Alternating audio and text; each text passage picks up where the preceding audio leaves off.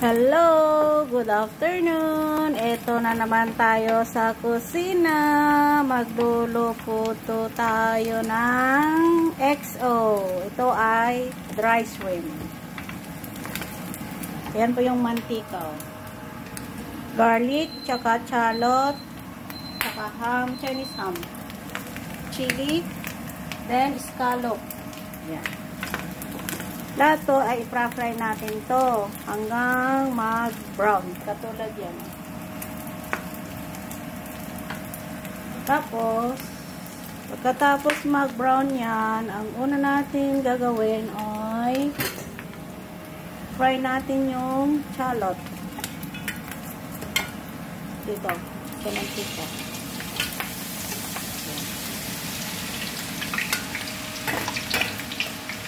Gawa tayo ng XO.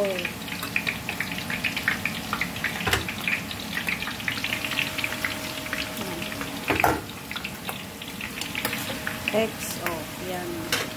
Kailangan madaming mantika para sa ganun hindi siya mag-dry. Yan. Chili.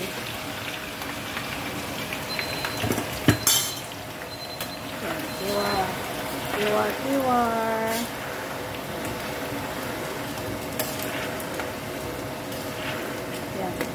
Ito ay sauce, chili sauce. Yan. Lutuin to ng mga 20 minutes. Pagkatapos ay patayin. Kasi ihalo natin itong mga sahog.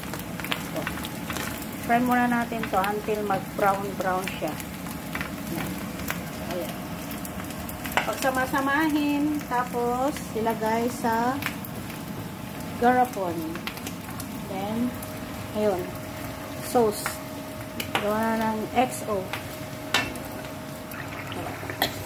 Gawa tayo ng XO. Ayan, ang XO. Tapos, luto lang natin to ng saglit.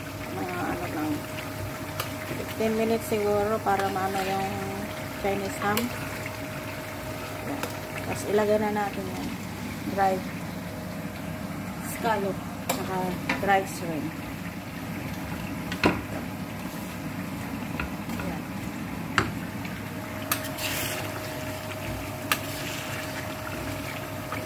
Yan ang XO.